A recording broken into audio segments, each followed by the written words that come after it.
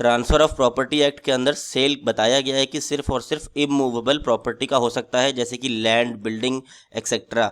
Section 54 हमें बताता है कि सेल का यह मतलब है कि जब कोई सेलर अपनी प्रॉपर्टी का मालिकाना अधिकार किसी दूसरे व्यक्ति को देता है और बदले में उससे पैसे लेता है, उसे कहा जाता है यहाँ पे सेल हुआ है। जैसे ए ने बी को अपना घर बेचा और बदले में बी से 50 लाख रुपए ले लिए, तो यहाँ पे इसने अपना घर बेचा है और बदले में 50 लाख रुपए लिए हैं, यानी इसका मतलब सेल हुआ है।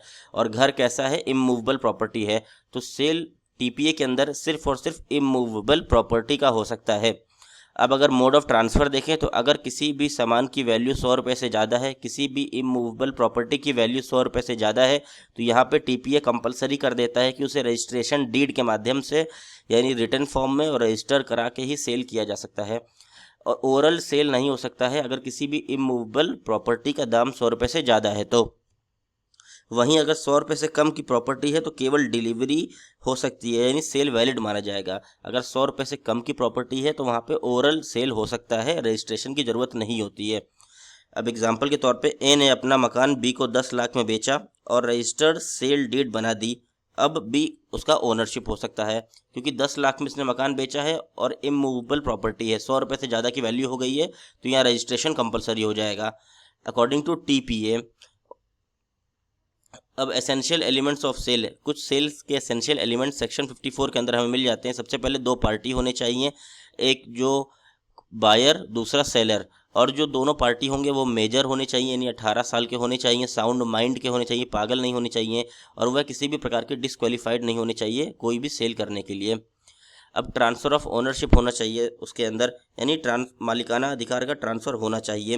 केवल पोजीशन नहीं, पूरा ओनरशिप ट्रांसफ़र करना है अगर सेल हो रही है तो। एब्सोल्यूट ओनर होगा वो। कंसीडरेशन, सेल हमेशा जब भी की जाएगी सेल में मनी कंसीडरेशन ज़रूरी है, यानी कोई गिफ्ट अगर आप गिफ्ट कर दो, उसको कह दो सेल हुआ है, बिल्कुल नहीं। जब तक बदले में आपको पैसा नहीं मिल रहा है तो ये सेल नहीं माना जाता है। कॉम्पिटेंसी टू ट्रांसफ़र, सेलर को प्रॉपर्टी बेचने का लीगल राइट होना चाहिए और बायर को उसे होल्ड करने की कैपेसिटी होनी चाहिए।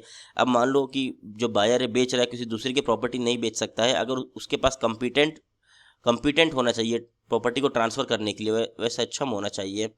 Transfer must be of immovable property, ये जो टीपीए के अंदर सेल सिर्फ और सिर्फ इमूवेबल प्रॉपर्टी पे ही लागू होता है।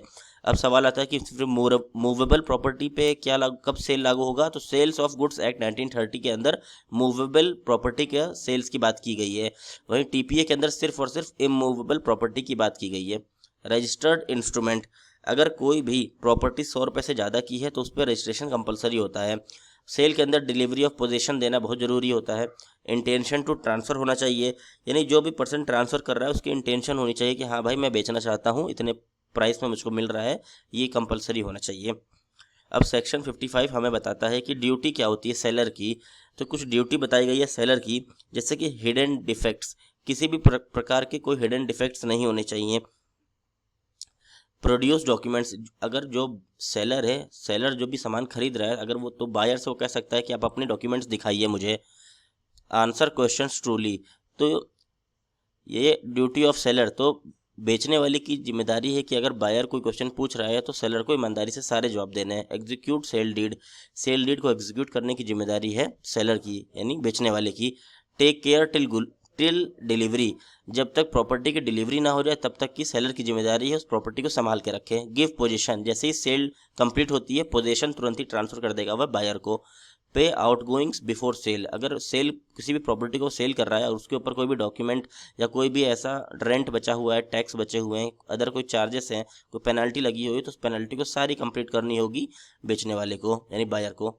अब राइट ऑफ द सेलर, अब जो खरीद रहा है उसकी भी कुछ ड्यूटी होती है भाई, अगर वो खरीद रहा है तो उसकी जिम्मेदारी बनती है कि वह टाइम पे करेगा, जितनी इंस्टॉलमेंट लिखी है उसके अनुसार पेमेंट करेगा, किसी प्रकार का फ्रॉड नहीं करेगा। अगर प्राइस नहीं मिला तो प्रॉपर्टी का पोजीशन रुक सकता है। Right to charge for unpaid price, अगर मान लो अनपेड प्राइस पे अगर उसने दिया है और वो पेमेंट नहीं कर पा रहा है तो उसकी जिम्मेदारी है उसे पैसा वापस करना होगा। अब ड्यूटी क्या है बायर की? अब जो खरीद रहा है उसकी भी कुछ ड्यूटी होती है। डिस्क्लोज फैक्ट्स इंक्रीजिंग वैल्यू, अगर उस सामान की वैल्यू बढ़ रही है तो उसकी जिम्मेदारी है कि एग्रीड प्राइस को समय पर दे। पे परचेज प्राइस, जो भी उसकी परचेज प्राइस है उसको पे करना है। Bear loss after ownership is transferred. Ownership transfer के बाद अगर कोई लॉस होता है तो बायर की जिम्मेदारी होती है। पे stamp duty and registration, stamp duty और रजिस्ट्रेशन का चार्जेस पे करने की जिम्मेदारी होती है बायर की। टेक पोजीशन, प्रॉपर्टी का पोजीशन एक्सेप्ट करना होता है जो बायर खरीद रहा होता है प्रॉपर्टी। अब rights of the buyer, buyer की भी कुछ अधिकार होते हैं, यानी साफ सुथरे ओनरशिप और पोजीशन लेना। जो बायर है, जो बेच रहा है, वो get good title and position, वो क्लियर ओनरशिप देगा, पीसफुल पोजीशन देगा, लड़ाई झगड़ा नहीं दे देगा। मान लो कोई डिस्प्यूटेड प्रॉपर्टी है उसे ही बेच दे रहा है, ऐसा नहीं करना है। क्लेम डैमेज, तो बायर जो खरीद रहा है उसकी भी जिम्मेदारी है, अगर कोई भी प्रोडक्ट फॉल्टी निकलता है तो फिर वो उसे हर्जाना ले सकता है, बल्कि कंपनसेशन मांग सकता है। कंक्लूजन से हमें यह समझ में आता है कि टीपीए सेक्शन 54 हमें बताता है कि जब कोई पर्सन अपनी इमूवेबल प्रॉपर्टी को पैसा लेकर दूसरे को देता है तो उसे सेल कहा जाता है। यह एक लीगल बाइंडिंग कॉन्ट्रैक्ट होता है। सेक्शन 55 में बताया गया है कि सेलर और बायर दोनों के क्या क्या राइट्स और ड्यूटीज़ हैं। रजिस्टर्ड सेल डीड बहुत ज़रूरी होता है ताकि डील वैलिड और सिक्योर रहे।